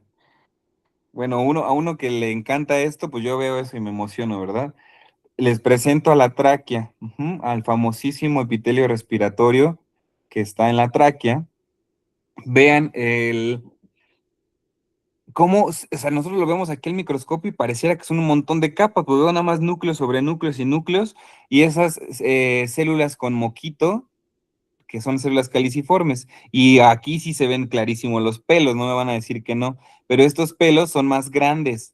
Ajá, o sea, si nosotros pusiéramos como en una categoría de qué pelos son más grandes, las microvellosidades, como siempre les digo a mis alumnos, sería el casquete corto. O sea, penitas ahí se alcanza a ver unos pelitos. Los cilios, como en este caso del epitelio respiratorio, son pelos más largos, como lo de los hombres en general, ¿no? Que tenemos pelo como de tamaño mediano. Y los pelos así largototes de mujer serían como los que ven a su derecha en el epidídimo. Vean estos pelos de acá. Tan enormes, ¿ya los vieron? Que no se ve aquí está. El cursor, ¿ya vieron el cursor?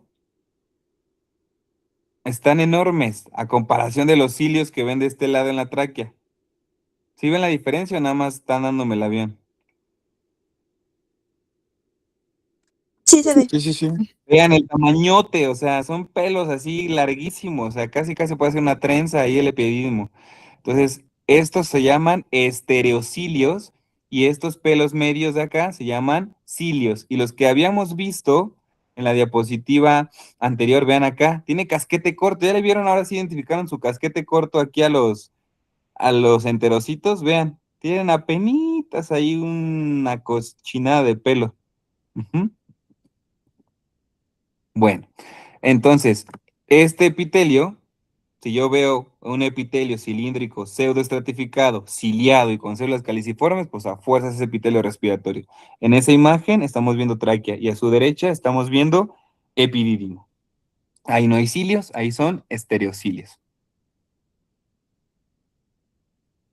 ¿Sale?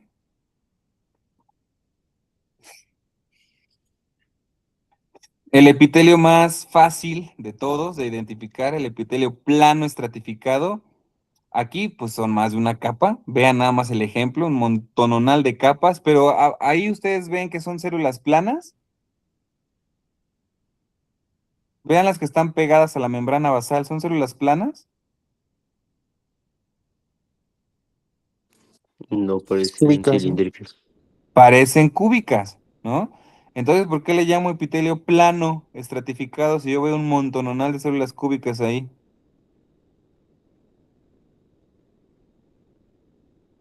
A ver, Ana Paola, ¿qué te acuerdas? Kim, Mariana, Elian. Elian, fíjate que todavía hasta me acuerdo que tú entraste a mi clase Ay, de tejido epitelial, ¿eh? A ver, Ana Paola. es plano estratificado porque las células que están como en la superficie son las planas y están aplanadas, vaya, aunque las de las capas Ajá. profundas son como cúbicas o Muy cilíndricas. bien, Ana Paola. Entonces, aquí no nos importan las de abajo. Nos vamos a fijar en la capa más superficial que podamos distinguir y la forma de esas células es la que le va a dar el nombre. Entonces, en los epitelios estratificados, vamos a darle el nombre plano, cúbico, cilíndrico, dependiendo de la capa más alta. ¿Queda claro? Sale. Entonces, el epitelio plano estratificado es el más abundante de nuestro cuerpo y recibe la mnemotecnia sexo. ¿Por qué sexo? Ahí que no me escuchen sus papás. Te van a decir que este profesor que les está enseñando. ¿Por qué sexo, niños? Porque es en todos los lados donde se puede hacer. Ajá. Donde cualquier cosa que se relacione al sexo, Kim, muy bien, tiene epitelio plano estratificado y esa es una forma bien fácil de acordarse y que jamás se les olvide. Epidermis en la piel, ¿se relaciona con el sexo, sí o no? ¿O no ocupan la piel para el sexo? Pues claro, ¿no? Entonces, epidermis. Cavidad oral, ¿se relaciona al sexo? Sí. Esófago, bueno, como siempre les digo, ¿no? Uno puede hacer muchas cosas, pero bueno, el esófago también tiene epitelio plano estratificado, la vagina tiene epitelio plano estratificado, el ano tiene epitelio plano estratificado. Entonces, todo lo que se relaciona a sexo, porque van a ser lugares donde haya mucha fricción, necesitamos un epitelio que nos proteja de esa fricción tan fuerte como ocurre en el sexo. Ajá. Entonces, todo lo que tenga que ver con el sexo, recuérdenlo, epitelio plano estratificado. ¿Estamos clarísimos o hay dudas? Bueno, conste. Conste mañana en su examen. Profe, ¿a qué se refiere con el estrato córneo? En la piel, la epidermis es un epitelio plano estratificado, pero que va a tener estrato córneo. Hasta arriba, acuérdate que dijimos que la nomenclatura le vamos a poner lo que tenga extra a cada uno de los epitelios, ¿no? Entonces, en el caso de la epidermis, vemos una capa hasta arriba de células muertas. Ese es el estrato córneo, las células muertas de la piel. Ujú. Lo vamos a ver cuando veamos piel. ¿Sale, Gael? Sí, gracias. Entonces, dos ejemplos característicos: vagina teñida con H y esófago, creo que es masón. Ajá. Entonces, vean la diferencia. ¿Cómo sé que es un epitelio plano estratificado aquí en la vagina? Porque me voy a las células de hasta arriba y veo que son planas. ¿Sí las ven? Son planas, planas, planas. ¿Y cuántas capas tiene la vagina? No, hombre, pues ni las puedo contar, ¿no? Un montononal, unas 30 yo creo. Y esto rosita que ven aquí abajo, pues es el tejido conectivo, que está siempre, siempre abajo del epitelio. Y en el caso del esófago, también son un montononal de capas que están formando este epitelio plano estratificado, y abajo, en azul, tendríamos la submucosa del esófago con glándulas, y todo lo azulito es colágeno. Y lo de en medio son glándulas, ¿ya las vieron? Son glándulas, esas que se parecen como pizzas blancas, son glándulas, ¿ok? ¿Por qué aquí con H y E la vagina se ve blanca, todo el epitelio se ve blanco? Se los expliqué el primer día. ¿Por el moco? Porque todas estas células, muy bien, producen moco. Ajá. Y entonces, como producen moco, pues no se va a teñir con la hematoxilina ni con la eosina y se va a ver blanco. Muy bien, Mariana. El ejemplo más característico que existe del plano estratificado, la piel. Tenemos dos imágenes a diferentes aumentos de la piel y con diferentes tinciones. En la primera, de la izquierda, Gael, ahora sí, ¿ves esos rayones rosas que se ven hasta arriba del epitelio? Ese es el estrato córneo, es piel muerta, Gael. Ajá. Y lo que se ve rosa fuerte es el epitelio, y lo que se ve rosa clarito es el tejido conectivo. ¿Sí, Gael? Sí, ya lo vi. Ahora, del lado derecho, que es otra tinción, que creo es gallego, vean cómo se ve el epitelio, se ve mucho más clarito en rojo, y arriba esa capita de estrato córneo se ve como un amarillo verde, y en azul estaría la colágena del tejido conectivo. Entonces, niños, es bien fácil identificar el epitelio plano estratificado. Si ustedes ven esa imagen, ¿pensarían que es un epitelio plano simple? ¿O un plano, perdón, un cúbico simple, un cilíndrico simple? No, pues luego se ve que son un montononal de capas. Entonces lo único que tienen que hacer es fijarse en la capa de hasta arriba y ver, son planos, pues un epitelio plano estratificado. ¿Qué otros nombres recibe este epitelio según los libros? Tiene otros nombres. Por si lo leen, no se saquen de onda de, ay, ¿este epitelio cuál es? Es el mismo, pero ¿cómo vienen los libros?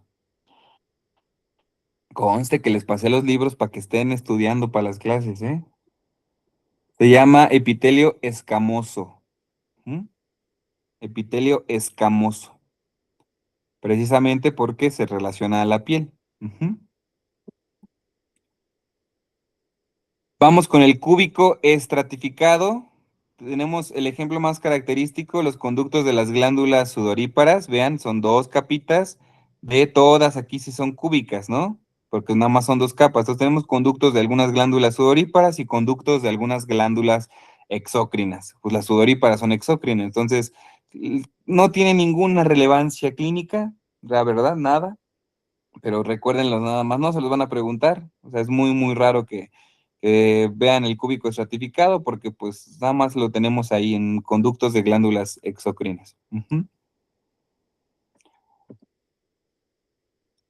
Vean, se las presento. Esta de aquí es una glándula apócrina, que las vamos a ver en un ratito, que son las apócrinas, son las que producen feromonas, ¿no? Gracias a las que tenemos el deseo sexual, es a ellas, como los animales, que lo tienen mucho más desarrollado, el olor típico de cada animalito. El olor a conejo, a vaca, eso a lo que huelen, está ocasionado tanto por la orina como por la formación de las feromonas aquí en la glándula apócrina. Si se dan cuenta aquí, vean cómo se ve la biestratificación, son dos capitas, ¿ya vieron? Una y otra exactamente arriba. Esos son los conductos de la glándula apócrina. Y la de la derecha, que es la glándula sudorípara, que también se puede llamar écrina o merocrina, O sea, su nombre que yo siempre les enseño en la prepa es sudorípara, pero es en histología, no se llama sudorípara, se llama écrina o merócrina. También los conductos, los vemos, tienen una doble estratificación. Ajá, se ven dos capas y se ve la luz del conducto. Entonces, esos también son conductos de glándulas exócrinas. Les digo, no tienen casi importancia clínica. Este de acá es rarísimo, niños, el epitelio cilíndrico estratificado, o sea, es un epitelio, vean la capa de hasta arriba, que son células cilíndricas, la de hasta arriba. Eso es rarísimo, o sea, es muy poco común en nuestro cuerpo y solo lo tenemos en 2 lugares, entonces se lo pueden memorizar sin problema porque es muy poco común. Va a haber en la conjuntiva del ojo y en la uretra membranosa. Epitelio cilíndrico estratificado, ¿no? Y lo que estamos viendo ahí la imagen es conjuntiva. La conjuntiva del ojo, la que está súper vascularizada, no el epitelio, sino todo el tejido conectivo de la conjuntiva, y que si nosotros nos volteamos el ojo, ¿no? Como le hacían en la primaria, en la secundaria, eso rojo que se ve es la conjuntiva, entonces es literal lo que estamos viendo ahí en el microscopio. Y ya por último, el epitelio transicional, que también lo podemos llamar globoso o lo podemos llamar urotelio. Es un epitelio que va a cambiar de forma dependiendo si hay algo que lo presione o está libre. Lo vamos a tener en todas las vías urinarias, en los uréteres y en la vejiga. Ajá. ¿Qué va a pasar con este epitelio? Pues cuando no hay pipí, el epitelio se pone así, globoso. Ajá, así como si tuviera una cupulita. Pero cuando el epitelio está lleno de pipí, se aplana, entonces se hace plano. Entonces, este epitelio va a depender si hay orina o no hay orina. Por eso se llama transicional, porque transiciona entre cúbico y entre plano. ¿Sale? Urotelio, globoso o transicional es lo mismo. Y lo tenemos en los uréteres y en la vejiga.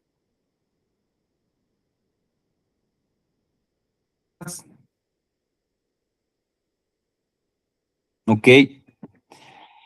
Y la transición de epitelios, para que no la confundan con el epitelio transicional, esto es transición de epitelios, plural. Ajá. Quiere decir que va a ser unas zonas de nuestro cuerpo donde vamos a tener un epitelio y exactamente ahí cambia a otro epitelio. O sea, son zonas donde tenemos uniones de diferentes anatómicas y entonces obviamente que si son órganos diferentes, pues cada órgano tiene un epitelio diferente. El ejemplo más característico es este que les puse aquí. Vean la flechita A, ¿qué epitelio es? Y vean la flechita B, ¿qué epitelio es?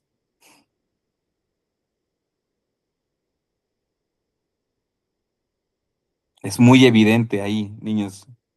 ¿El A Va a es empezar, el cilíndrico y el A B es sí cúbico? es... ¿Mande, Kim?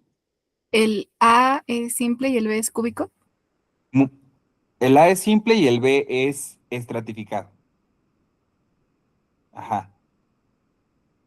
Entonces, ahí hay una transición. La parte del epitelio simple, si le hacen un zoom ahí a la imagen, van a ver que es cilíndrico.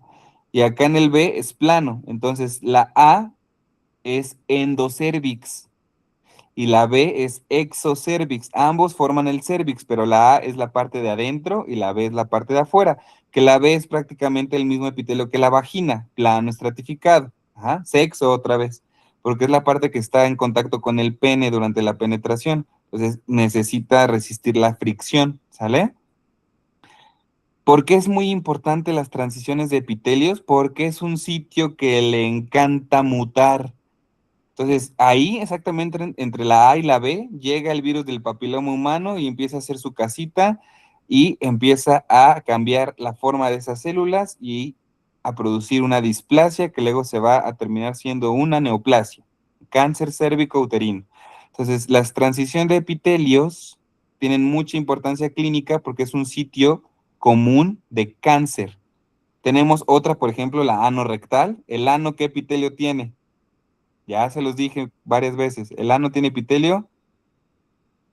Sexo. ¿Tan estratificado? Plano estratificado. ¿Y el recto, que es colon? ¿Qué epitelio tiene el colon? Cilíndrico simple. Entonces, aquí también es un sitio común de cáncer. Otro ejemplo, esófago y estómago. El esófago, ¿qué epitelio tenía? Plano estratificado. Plano estratificado. Y el estómago, cilíndrico, simple. Entonces aquí también es otra zona frecuente de cáncer. ¿Ya vieron? Entonces para eso nos interesa tanto que sepamos los epitelios del cuerpo, que se aprendan todos los benditos epitelios de todas las partes del cuerpo, porque tienen importancia médica, ajá, porque son sitios muy frecuentes de cáncer. Entonces, esto para que vean la utilidad que tiene la histología en la práctica diaria, ¿sale? O sea, que no nada más es, ay, pues qué hueva ver las imágenes al microscopio y esto cuándo me hace médico, dónde me dice cuánto de paracetamol tengo que recetar, ¿no? Pues es muy importante para el diagnóstico. Aunque el diagnóstico lo hacemos con la biopsia y lo hace el patólogo, pues todos los médicos debemos de saber qué nos está diciendo el patólogo en el reporte de la biopsia, porque si nos dice, es una displasia tal, con el epitelio tal, a un epitelio tal, nosotros, what the fuck, o sea, vi epitelios en el primer año de la carrera y ya no me acuerdo de nada. No, tenemos que siempre estar repasando eso porque los epitelios, el tejido epitelial y cualquiera de los 4 tejidos los vamos a ver durante toda la carrera, no solo en histología. Ujú. Imagínense, están llevando su clase de gastro y ven un cáncer de esófago. ¿Qué creen que tienen que ver? Una biopsia, y una biopsia es un corte histológico y lo van a ver en su clase. Si están viendo un cáncer de riñón, ¿qué van a poner de imagen en su clase? Un corte histológico. Tienen que saber describir la histología. ¿Me explico? O sea, la histo va a acompañarlos en su vida, se vayan a la especialidad que se vayan, o estén en nutrición o estén en odonto. La histología es parte de lo que sí o sí deben de manejar todos. Vamos a pausarle aquí porque todavía nos faltan los epitelios glandulares. Vayan a descansar tantito porque hay que dispensar un poco la mente porque sí es mucha información y lo que viene también es mucho más. Entonces vayan a relajarse un ratito y ahorita continuamos, ¿no? A las 12:30.